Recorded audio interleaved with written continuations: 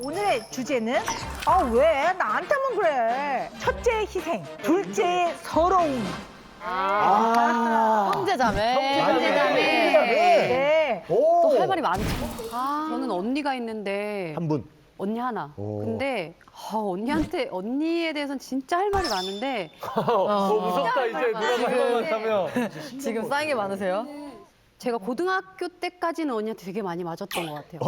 여자끼리도? 네, 막 어딜 패요?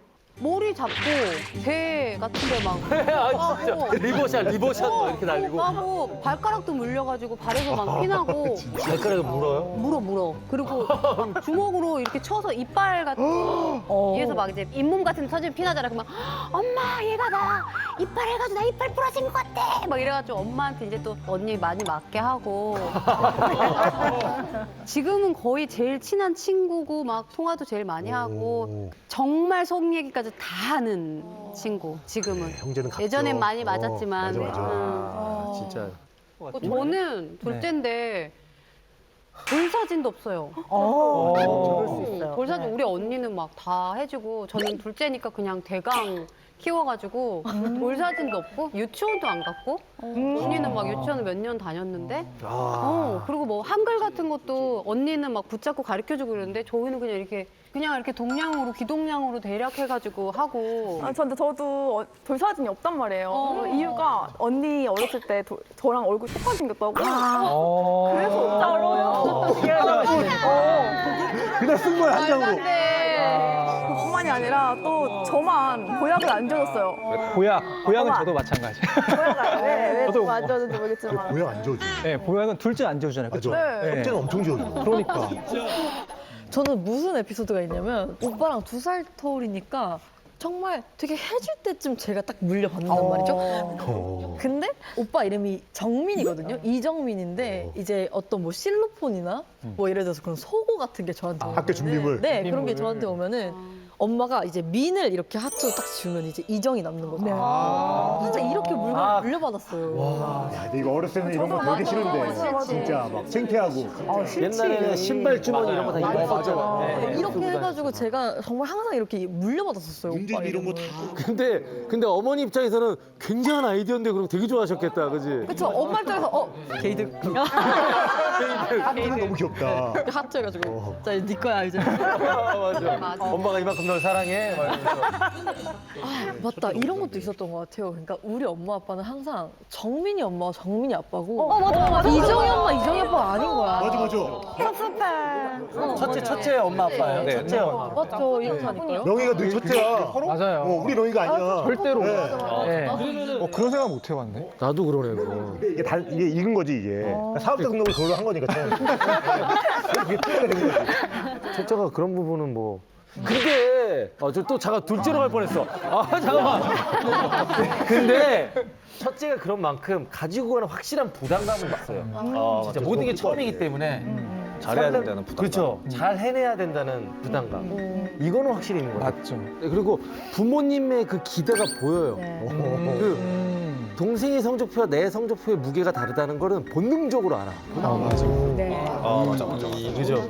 그랬어. 맞아. 저희도 그런 것 같아요. 맞아. 지금 인터넷에도 첫째랑 둘째로 나뉘어서 댓글 의견이 엄청 분분하고. 일단 첫째의 서름은요. 내가 하면 당연한 거. 동생이 하면 칭찬받을 만한 거. 그리고 엄마의 모든 엄격한 규칙과 금기, 뭐 학창 시절의 연애, 통금, 용돈, 흥정 등등 전부 첫째가 다 깨야 돼요. 이 모든 룰을.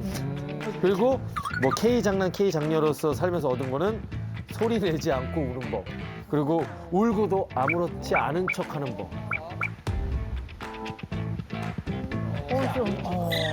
안쓰럽다 그거는. 진짜 공감. 마지막은 정말 공감인 것 같아요. 네. 이게 제가 이런 거를 내가 막힌지 몰랐는데 갑자기 눈물이 팍 터질 때가 있어요. 근데 그러면 저 진짜 잘 우는 것도 싫어하고 울면은 뭔가 남자답지 못하고 막 이런 생각했는데 맞아요.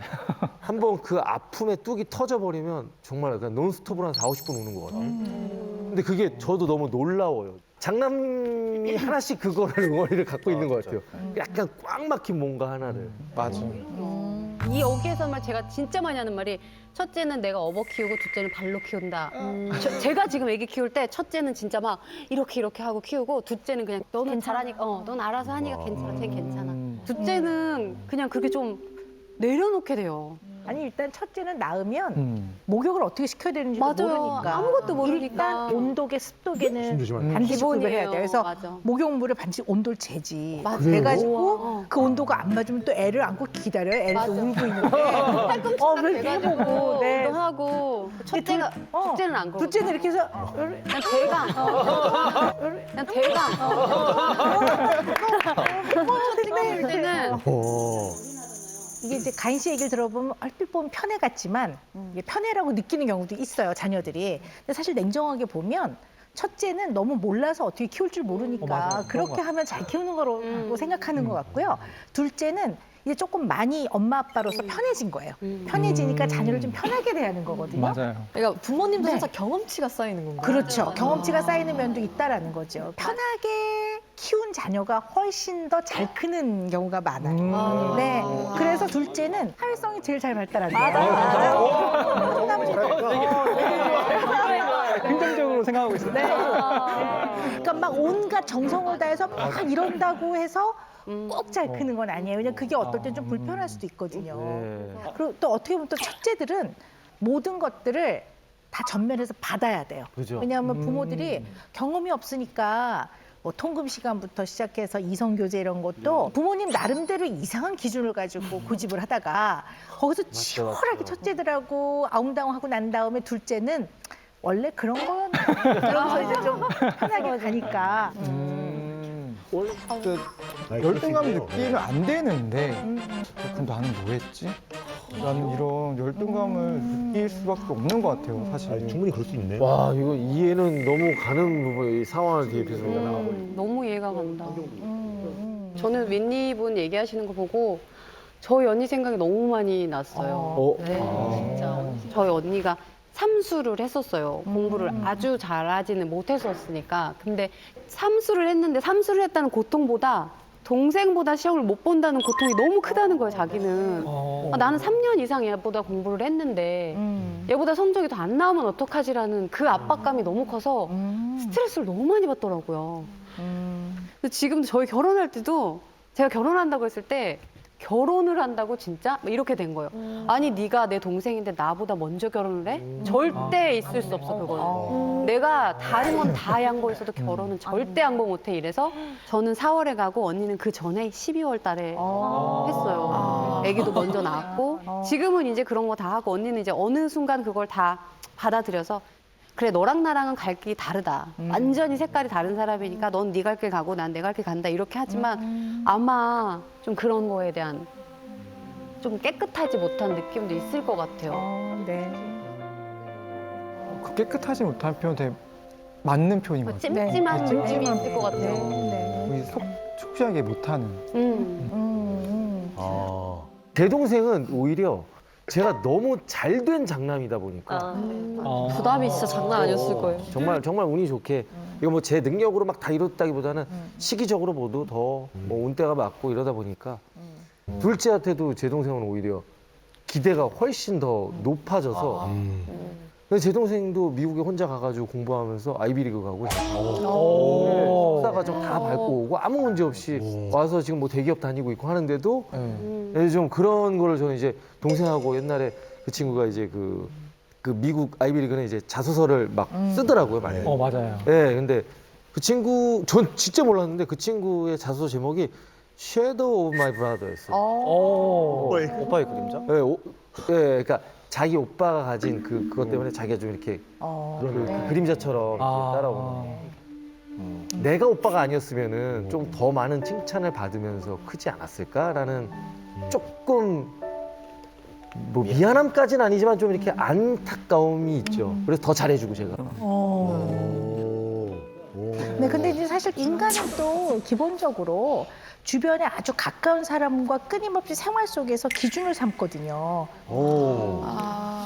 그래서 가장 가까운 사람, 나와 비슷한 사람한테 느끼는 질투를 카인 컴플렉스라고 해요. 네, 카인과 아벨 그런 카인 컴플렉스라고 하는데요. 그게 꼭 질투를 해서 미워하거나 잘못되길 바라는 게 아니라 나랑 너무 비슷하고 나랑 닮았고 내 옆에 가까이 있는 사람인데 나와 다른 점들을 발견하게 됐을 때 나보다 잘하는 게 있을 때는 좀 컴플렉스를 느끼기도 하죠.